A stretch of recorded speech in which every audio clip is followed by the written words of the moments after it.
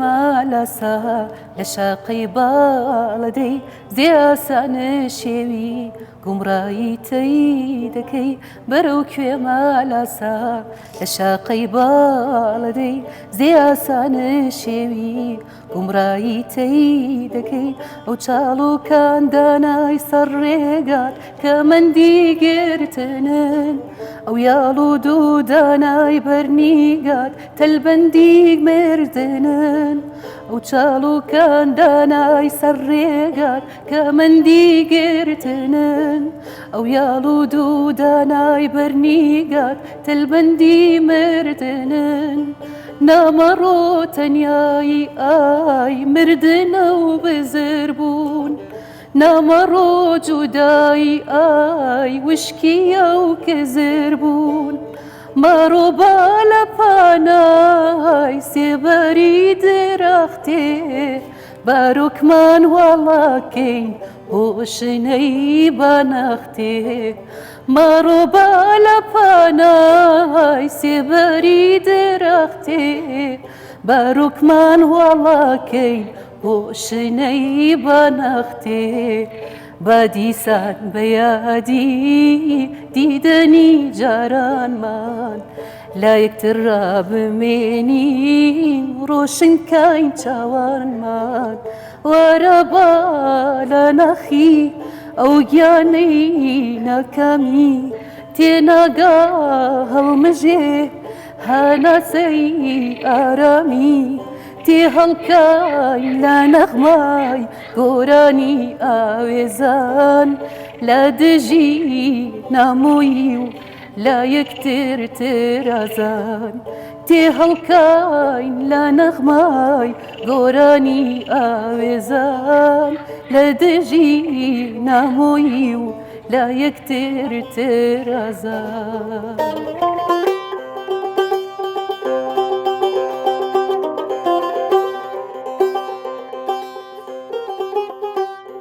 بەرەو کوێ وەک تەنیا مەلێکی هێلانە لێت زراو بێهودە بە تاقی ئاسماندا هەڵدەفڕیت بەرەو کوێ وەک جۆگە ئاوێکی لە ڕووباردا بڕاو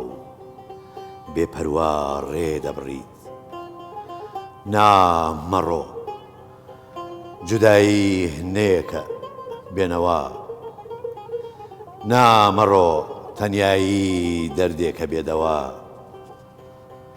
وەرە با ئەوەندەی هەناسی تەمەنمان پێماوە بە یادی ئەو خەونە ڕەوەندەی ڕەشماڵی قەدەری لەواری وجودمان هەڵداوە هەر کاتێکە بەفر کۆش دەکا و باغ دەڕوێ هەر کاتێکە شادی پێدەگا و خەم دەنوێ هەردووکمان سەر لە نوێ بە یادی جارانی دڵداری و وەفایی بۆ مەیلی تەماشا هەڵبێنین بینایی وەرە بە لە باخی ئاواتی ناوادە وەریومان هێلینێ لە خەونان چێ بکەین بۆ مەلی ئارامی لە ناکاو فڕیومان وەرە بە لە کانی چاوانی بێهودەگریومان باخی دڵ بە ئاوی فرمێسکان بدێرین وەرە بە ڕۆح بە دوای مرازی تەریومان بە باڵی شنەبا بۆ پرس و سۆراغی بنێرین وەرە بە لە دەوری مەزاری ئەو عیشقەی بێتاوان گۆڕکرا هەردووکمان وەک چرا چۆن دەشنێ بۆ هەڵبوون ئاوەها لە چەشنی ئۆپێرا هەڵکەینە گۆرانی تێکەڵبوون دەم خۆش کاک حەمیدگیان دەست و پەنجە خۆش بێ مامۆستا ئارازگیان دەست خۆش کاگەرەس ئازیزانی قەلەندەرخانە سڵاوتان لێبێت خۆشحاڵین لە دیمانی کینوەی قەلەندەرخانە لەگەڵ هاوکارم کاک حەمیدبانی پێتان شادەبینەوە ئەمڕۆ باس لە مامۆستا سەعدوڵڵا پەرۆشەکەین بۆ باسکردن لە شێعرەکانی مامۆستا سەعدوڵڵا پەرۆش زۆر بەڕێز دکتۆر محەممەد خدر مەولود نووسەر و ئەکادمیست و لێکۆڵەرەوە لە بواری ئەدەبیات و شێعردا میوانی بەرنامەکەمانە دکتۆریان بەخێربەی سەر هەردوو چاوانمان بەخێربەی سەرچاو کاک ئاراسکۆیی لەگەڵمانایە بە ئامێری ئەو دوو تاجوش بەخێر بێ مامۆستاگیان. بەخێر بێ مامۆستا. مامۆستاگیان شاعری بەڕێز سەعدوڵڵا پەرۆش دەڵێ ئاخر کچێ بۆیە پاییزم خۆش دەوێت چونکە ڕەنگی لە پرچی تۆ و سیمای لە ڕۆحی من دەچێ. ئەمڕۆ کە باسی شاعیرێکی قەڵەم ئاڵتونیەکەین باسی شاعیرەکەکەین کە هەستێکی ناسکی هەبووە یەکێک بۆ لە شاعیرەکانی شاری هەولێر. ئەمانەوێ بۆ ئێمە و بۆ بینەرانی بەرنامەی قەلەندەرخانە ئەم شاعیرە کورتەیەک لە ژیانی ئەم شاعیرە باسکەیت و ئەم شاعیرەمان بینیتەوە یاد و پێمان بناسیێنیت. سپاس بۆ ئێوارە جوانەی کەی 24 بۆ ستافی کارای قەلەندەرخانە. سپاس بۆ بەڕێزت مامۆستاگیان. بۆ یەکەی بەڕێزانی پشتکامیرە بۆ مامۆستای بەڕێز و ژنی نەخۆش و پرچێژەکەی. بەڵێ سەعدوڵڵا پەرۆش دەستە یەکەمی شاعیرانی نوێخوازی هەولێر و کوردستانە. ئەو کە لە هەولێر ساڵی 1950 لەدایک بووە بەڵام دەبێتە دەستەی یەکەمی جیلی دوای گۆرانی شاعیر کە شاری کوردی نوێ کردوتەوە ئەو شێخ نور و شێخ ساڵح وا بڵێن لەگەڵ شاعیرانی هاوتەمەن و هاوکوفی خۆی بە تایبەتیش لە سەردەمی خۆیدا عەبدوڵڵا پەشێو بە جیلی یەکەم بنەوەی یەکەم دادەنرێن چ بۆ شاری هەولێر چ بۆ کوردستان. ئەگەر لە شاری هەولێر بەر لە پەشێ و بەر لە پەرۆش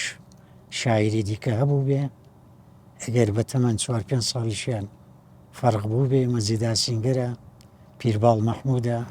یاخود شاعری دیکەی وەکو بڕوان جایت ئەگەر بە چەند ساڵێک 5 ساڵ 6 ساڵێک تەمەنەکەیان جیاوازیە بێ بەڵام دەکرێت بە دەقیقی بڵێن دەکاتەنەوەی یەکەمی شعری نوێی کوردی. بەڵێ مامۆستاگیان دیارە لە پاڵ ئاویش عەبدولخالق سەرسام مەجید غەمناک بەڵێ ئەمانەش ئەوانە عەبدولخالق سەرسامەوەنە هاوتەمەنن هاوکوفن بەڵێ مەجید غەمناک هەروە بەڵێ ئەجا ئەوانە هەمویان دەچنە خانەی جیلی یەکەم. بەڵێ 50 لە هەولێر لەدایک بووە وەکو ژیانی 55 پێچەوانی زۆربەی ئەو سەردەما کۆچێک پێچەوانەی دەکەن لە هەولێرەوە دەچنە شەقڵاوە لەوێ ماوەی 7 ساڵ 8 ساڵێک نیشتەجێ دەبن لەبەری شوکاری باوچی. جا ژیانی ئەوەندە ساڵی لە شەقڵاوە سەرەتایەکە بۆ چەکەرەکردنی هزی شعری سەرەتایەک دەبێ بۆ لەدایکبوونی بەهرە و توانای وەرگرتن توانای وەرگرتنی بینینی دەرەوە چکە ئەو کە لە هەولێر تا 5 ساڵی 6 ساڵی ژیاوە بە دەقیقی لە ژینگەی ماڵەوەی لە ژێر کاریگەری ئاواز و ڕتمی قسەکان و گوتنی تەنانەت با بڵێن گۆرانی و قورئان خوێندن و سەردوولکە و حەیرانی دایکی بووە کە ئەمە جۆرێک لە ئیقاع و ئاواز و ترپەی مۆسیقا و گۆرانی لای منداڵ دروست دەکا ئەو لە قۆناغی دووە نابێ ئەوەشمان لەبیر بچێ هەموو مرۆڤێک لە قۆناغی سەرەتایی بوونی چ لە ناو بێشکە چ لە دەرەوەی بێشکە ئیقاعی لایلایی دایکی وەردەگرێ ترپەی یان ئەو ئاوازەی کە لە لاوانەوەی کۆرپەلە دایک دەیڵێ بۆ کۆرپەلە جاری وا بۆ ژیرکردنەوەی جاری وا بۆ دڵدانەوەی جاری وا بۆ فەراشکردن و پەروەردەکردنی ئەوجە لایلایەیە ئەوجا جۆرێک لە ئاواز و سەردوولکە و پیا هەڵگوتنە ئەوە جۆرێک لە ئیقاع دروست دەکات لای کۆرپە لای منداڵ بەڵێ هەر لەسەر ئەوە ئەوجە دواتر ئەگە دایکەکە خۆی دەنجی خۆش بێ و وەکو دایکی سەعدوڵڵا پەرۆش حەزی لە سەردوولکە گوتن بێ حەزی لە گۆرانی بێ لە حەیران بێ لە بەیت و بالۆرە بێ چونکە لە ژیانیشیدا ببوورە باوە لەبیر نەکەین لە ژیانیشیدا دەڵێ من زۆر عاشقی سەرقەبران و تازیە و چوونی سەرگۆڕستان و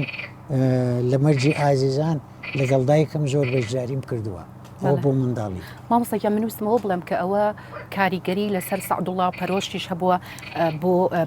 با بڵێن هەڵبژاردننی ژیانی کۆمەڵایەتی و خێزانی بۆ نمونە ئێمە ئەبێ کاریگەری و دڵسۆزی و جوانی خات و دڵخواز ڕەمەزانی خێزانی لە یاد نەکەین کە هەمیشە لە پاڵ سەعدوڵڵا پەرۆشا بۆ وەکو ژنێک دەستی گرتووە و هاوکاری کردووە لە ژیانیدا ئەوە درەنگتر بەڵە دوای 7 ساڵ 8 ساڵ 20 ساڵ منەوەی باز دەکەم خۆنا 1 ساڵی تا 10 ساڵیە بەڵێ مامۆستا ئێمە بێگومان ئەوەی کە زۆر بایەخی پێین ئەو قۆناغە شعریانەیە کە پەرۆش پیا تێپەڕیوە ئەویش ئەوەیە کە لە ساڵی 1969 دیوانی کۆشی ئارامی بڵاو کردوێتەوە کە هێشتا تەمەنی 90 ساڵ بووە وابزانم ئەو توانە شعریە لەو سەردەما بۆ کەسێکی 90 ساڵ زۆر بووە کە ئەوە سەرەتای یەکەمین بەرهەمی پەرۆش بووە لە ساڵی 1969 بەڵێ ئەجا ئەم کاریگەریە لە چۆ هاتووە بۆ سەرپەرۆش کە لەو تەمەنە زووەدا دەستکا بە نووسینی شعر بڵێ کاریگەریەکە وەکو سەرەتاژ ئاماژەیەکمان پێدا هەڵگری بەهرە و توانایەکی گوتم بووە ئەو گوتنەی وەکو منداڵێک لە سەرەتای هەستکردن و وەرگرتنیدا سەرەتا سەرسامی بەدایک قۆناغی دووەم ژیانی لە شەقڵاوە چونکە ژیان لە کەش و هەوایەکی وەکو شەقڵاوە لە ژینگەیەکی وەکو شەقڵاوە واتە بینینی هەموو ڕەنگەکان لە ماوەی ساڵێکدا لە هەر 4 وەرزدا زستان سپی بەفر و باران بەهار هەمەڕەنگ گوڵ و گوڵزار سەوزەجیا بوژانەوە گەشەکردنی دار و درەخت هاوین ڕەنگی خۆی پاییز گەڵا ڕێگان گەڵا ڕێزان خشپەی گەڵا وەرین کەش و هەوای وێش بڵێ کەش و هەوای ژینگەکەش کاو قوڕی ئاویەکانی ئەمانە سەرەتای دروستکردنی بەهرەیەک و توانایەکن کە دەگوترێ بڵێن توانای بۆنینەوەی ئەو دەنگانەی کە دێنە گوێچکەی شاعیر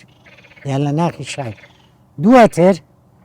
هاوکوفی لەگەڵ شاعیرانی ئەو سەردەمە و تەمەنی خۆی کە عەبدوڵڵا پەشێوە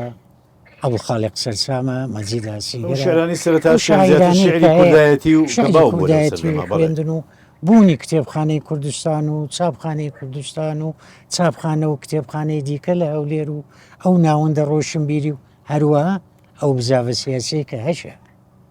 ئەو بزاڤە سیاسەیە کە لە شەستەکانەوە سەرڕڵدا بە تایبەتیش دوای شۆڕشی ئەیلوول 1960ەوە بزاڤی کوردایەتی و تێکۆشان و ڕوبەڕووبوونەوەی ڕژێمە یەک لە دوای یەکانی بەغدا بە تایبەتی شەمی ئەوسا ئیدی ئەو بارەیەکی شعری جوان پەروەردە دەکا و شاعریش بۆ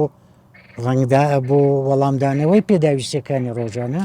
بە شاعر دێتە گۆ و بە شاعر دەدوێ وەکو ئەوەی لە بەستەی گوماندا دەیبینین بەڵێ تەمەنێکی زووە وەکو جەنابەت گوتنی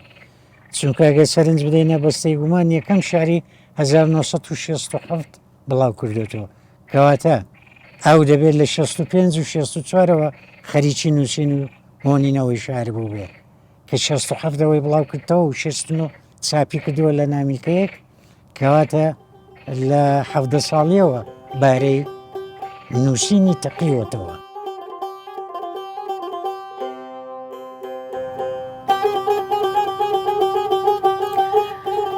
سەعدوڵڵا پەرۆش لە شعری هێلانەدا دەفەرموێ ئەگەر دووریت دەریا بوایە ڕۆژێ پەنام بۆ هەزاران شەپۆل دەبرد بمخۆنەوە ئەگەر دووریت تووشە شەوێکی گران و یەڵدا بوایە هەر ساعتەی بەسەر ماڵی ئەستێرەیەکم دادەدا تابار کەن و بڕۆنەوە ئەگەر دووریت درەختێکی بەرز بوایە وەک سمۆرە زەویم لە خۆم حرام دەکرد چڵ وەچڵ بەسەر لقەکانیا هەڵدەگەڕام ئەگەر دووریت وڵاتێکی پشت هەزاران مەرز بوایە هەر دەهاتم هەزاران هەزار دەواازەش ڕایان گرتبە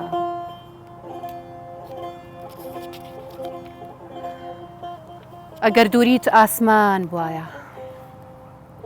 دەبووم بە ئەستێرە و شەوان بە یادی تۆ دادەگیرسا بەڵام بڵێم چی کە دووریت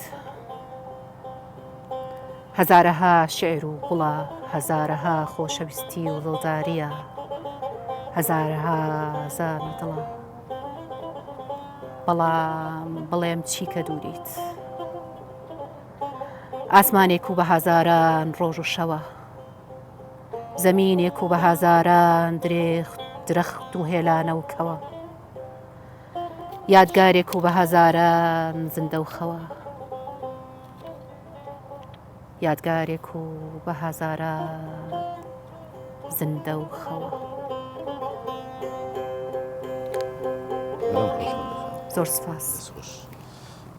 مامۆستاجان ئێمەزانین لەو کاتێک کە پەرۆش دەستی کردو بە شێعر نووسین وەکو بزوتنەوەیەکی ئەدەبی ڕوانگە هەبووە لە ئارایە ڕوانگە کە کۆمەڵێک شاعیر کەوتون دەست ژێرە و کاریگەرە وەکو بزوتنەوەیەکی ئەدەبی ئەو کاتە دەستی پێ کردووە بەڵام هەندێک لەو شاعیرانە خۆیان بەو سەر ئەو بزوتنەوەیە نازانن هەندێکی وەکو مامەسالەتی فاڵمەت یا سعدوڵڵا پەرۆش یا هەندێکی تریان هۆکاری چییە کە ئەوان خۆیان لە دەرەوەی ئەو بزوتنەوە شعریە بینیوە بەڵێ دەستۆش بۆ خوێندنەوەکە زۆر سپاس مامۆستاکە مامۆستا حەمید ڕوانگە دوای کامەڵبوونی دروستبوونی تایبەتمەندێتی و کاریگەری شعری نوێی کوردی دوای گۆران دروست بوو هەفتا یەکە هەفتا و دووە هەفتا و سێ گرنگ ڕوانگە لە هەفتاوە بەرەو سەرەوە دروست بوو بزافەکی چوار پێنج کەسی بوو لەوانە یادیان بەخێر گۆڕیان پڕ نور بێ کاکەمەمە شێرکۆیە حوسێن عارفە و تا و برادرانی ترکە لە ژیان ماون ڕوانگە بە حەقەت بە بزاڤەکە نەشێنینەوە بەڵام تەقلیدێکی بزاوی شاری شەستنەوەی فازڵ عەزاوی بوو بۆیە زۆر شاعری گەورەی کورت هەبوو کە لە دەرەوەی ئەو بازنەیە بوو خۆیان لە ڕوانگە گەورەتر دەبینی من خاوەنی ئەو قسەیەم کە دەکەم تەحمولی مەسئولیەتی ئەدەبیەکەی دەکەم زۆر لەو شاعیرانی خۆمانی ئەو سەردەمە خۆیان زۆر لە بزاڤەکەی ڕوانگە گەورەتر دەبینی بەداخەوە ئێستا هەندێک لێکۆڵینەوە و هەندێکەوە نووسین و توێژینەوە هەن لەسەر ڕوانگە وا دەزان ڕوانگە داهێنانێکی زۆر گەورەی لە شاری نوێی کوردی نەخێر هەموو بزاوی ڕوانگە ناکاتە کۆشی ئارام و بەستەی کۆشی ئارامی ساڵڵا پەرۆش و بەستەی گومانی عەبدولخالق سەرسام و بتیشکاوی عەبدوڵڵا پەشێ و شارەکانی مەجید ئاسینگەر و شارەکانی بورهان زایدەوە وەکو شاعیرانی هەولێر سزای شاعیرانی دیکەی ئەفرێنەری شاری سلێمانی لەوانە جەمال شاڕواژێڕی کە لە دەرەوەی ڕوانگە بوو هێز و پێزی جەمال شاڕواژێڕی شاعیر زۆر لە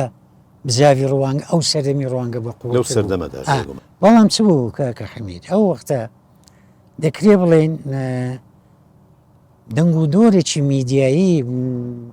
بڵاوکردنەوە و چاپ و نووسین لەسەری و باسکردنی و ڕێکلامێکی زۆر و بە بازارکردنی ڕوانگە لە ئارادا بوو دەنا پرچەکە بەو حدەیە نییە وەکو جەنابەت ئەوانە هەموو لە دەرەوەی ڕوانگەن چونکە لە بەر لەوەی قۆناغی ڕوانگەدابێ ئەوانە وەکو شاعرە ئەفرێنەرەکە شاعرە داهێنەرەکە خۆیان سەلماندە بوو بەرهەمیان هەبوو بەڵێ مامۆستاگیان من بەڕاستی کە کاتێک خەریکی خۆ ئامادەکردن بووم بۆ بەرنامەکە زۆر زۆر سەرسام بووم بە مامۆستا سعدوڵڵا پەرۆش بەو خەمخۆریەی بەو تااقەتە پڕووکێنەی کە هەمیشە لە هەوڵی خزمەتکردنی کۆمەڵگا و دیارە با بڵێن وەکو سەرۆکی لقی هەولێری یەکێتی نووسەرانی کورد یعنی هەموو کاتەکە لە چالاکی و کۆڕ و لە هەوڵی خەمی زمانی کوردیدا بووە هەڵبەتە ئەمەش کاریگەری ئەوەشی هەبووە کە ئەو هاوڕێیانەی کە لە نزیکی بوون هەمیشە کۆبوونەتەوە و باسی خەمی خۆیان کردووە بۆ ئەدەبیات و بۆ کولتور و بۆ فەرهەنگی کوردی بەڕێزت وەکو کەسێکی ئەکادمی سەعدوڵڵا پەرۆش چۆن هەڵەسەنگێنیت؟ سەعدوڵڵا لە ژیانی ئەدەبی خۆیدا ژیانی ڕۆژانەدا پیاوێکی کارا و ئەکتیڤ بوو، بەحەقەت پیاوێکی ئەدیب و نووسەر و شاعیر بوو، پیاوێک بوو بە ڕوویا و دنیا دیتەی شاری و ئەدەبیەوە داهاتە ناو ژیان و مامەڵەی لەگەڵ ژیان و پرسەکانی خۆی و برادەران دەکرد. لە دۆشتاییدا پیاوێکی تا بڵێ بە وەفا و دڵسۆز بوو، بەحەقەت دانیشتنی پیاوێکی خۆش مەشڕە بوو، نوکتەچی و تەنانەت دەنجیش خۆش و مەقام بێژ بوو، بەڵێ مقام و بێژیش بوو. ئەو مقامە ناودارەی یەردلی مەسەلەن یەکێکە لەو مقامانەی کە طبعی سەعدوڵڵا تورکمانی و بە کوردیش دائیمە مەقاماتیەوە. بەڵێ مەقاماتی لە کاری نووسەران و ئەدەبیشیدا لە کاری با بڵێن جڤاچیشیدا پیاوێکی کارا بوو، بەحەقەت ئەو دوو خولەی کە سەرچێتی نووسەرانی کورد بوو، دوو خولی گەشاوە بوو بە چالاکی و سمینار و کۆڕ و چاپکردنی گۆڤار، یان ئەو ماوەی کە بەڕێوەبەری دەنجی کوردستانی عێراق یان ئەو ماوەی کە پێکەوە لە گۆڤاری لە ڕۆژنامە یاریمی کوردستان پێکەوە بوون لای من بوو، یان ئەو کاتانەی کە لە گۆڤاری تەندروستی و کۆمەڵ و پێشتریش لە هەشتاکان لە ڕۆژنامەی کاروانی وەرزش بوو. مەمەستا جگە لە بواری شعر لە چ بوارێشتریشان نووسی؟ لە بواری ئەدەبیش دەینووسی، لە بواری ڕۆژنامەگەریشە کاری دەکرد، چونکە لە ڕۆژنامەی کاروانی وەرزش کاری کردووە، هەشتا و قسوور من شایدم، پاشان لە گۆڤاری تەندروستی و کۆمەڵ هەر 86 ئەو وەختە ئەمانە عامەی تەندروستی و کۆمەڵ دەری دەکرد، کاروانی وەرزشیش ئەمیندارێتی گشتی ڕۆشنبیری وڵاوان دەری دەکرد، دواتریش لە گۆڤاری نووسری نوێ و پاشان لە دەنجی کوردستانی عێراق ماوەیەک بەڕێوەبەری دەنجی کوردستان بوو. گرنگ ڕنگدانەوەی ئەوانە لە ناو شارەکانی دەبینی، چ لە خەباتیدا چ لە کاری ڕۆژانەیدا، و پیاوەکی بە وەفاش بوو بۆ دۆست و ئەحباب و برادران و بەداخەوە بۆ لە دەستانی ئەو کەسە گرنگە کە بە ڤایرۆسی کۆڕۆنا جێهێشتین. بەداخەوە مامۆستاگیان درێژە بە باسەکانمانی لەسەر شاعر، دوایەوەی کاک حەمید و مامۆستا ئاراس شعرێکی ترەکەن بە میوان. بێگومان بە ئەو شعرانەش لە یاد نەکەین کە پەرۆش بۆ وەکو خەباتی کوردایەتی لە سەرەتای ژیانیا لە یەکەم دیوانیا کە ساڵی 1969 دەرچووە کۆشی ئارام بڵاوی کردوێتەوە، با نمونەیەک لەو شعرانە پێشکەش بە ئازیزان بکەین.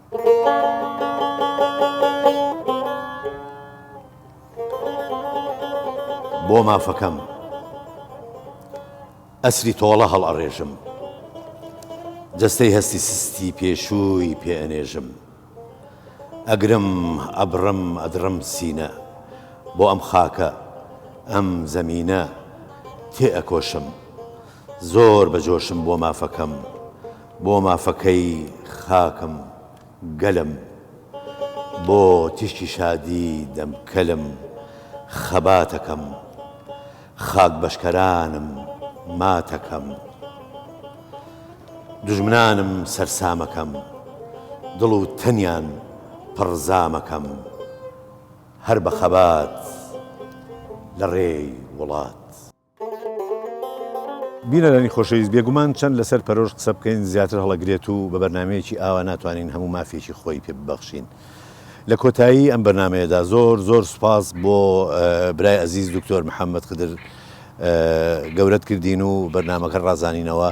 لەگەڵ برای ئازیز کاکە ئاراسکۆی بە ئامێری تارجوش دەست و پەنجەت نەڕزێت، بێگومان لەگەڵ هاوکارم خەندەخان زۆر سوپاس. خۆشەویستان، بەرنمەکەمان کۆتایی پێدێنین بە شعرێکی مامۆستا سەعدوڵڵا پەرۆش کە لەلایەن هونەرمەندی گەورە و بەڕێز و خۆشەویست مامۆستا سەلاح ڕەوفەوە ئاوازی بۆ دانراوە و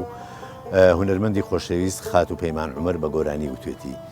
تاکو ئەڵلقەیەکی تری بەرنامەی قەلەندەرخانە، هەر شاد و کامەران بن و لە خۆشیدا. بەرەو کوێ مالاسا لە شەقەی باڵەدەی زێئاسانە شێوی گومڕایی تەی دەکەی و چاڵ و کاندانای سەر ڕێگات کە مەندی گرتنن ئەو یاڵ و دوودانای بەرنیگات تەلبەندی مردنن نامەڕۆ تەنیایی ئای مردنە و بزربوون نامەڕۆ جودایی ئای وشکیە و کزربوون مەڕۆبا لە پانای سێبەری درەختێ باروکمان وەڵاکەی بۆ شنەی بەنەختێ بە دیسان بەیادی دیدنی جارانمان لە یەکتر ڕابمێنین ڕۆشنکەین چاوانمان وەرە بە لە نەخی ئەو گیانەی ناکامی تێنەگا هەڵمژێ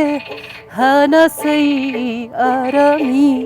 تێ هەڵکاین لە نەخمای گۆرانی ئاوێزان لە دژی نامۆیی و لە یەکتر ترازان تێ هەڵکاین لە نەخمای گۆرانی ئاوێزان لە دژی نامۆیی و لە یەکتر ترازان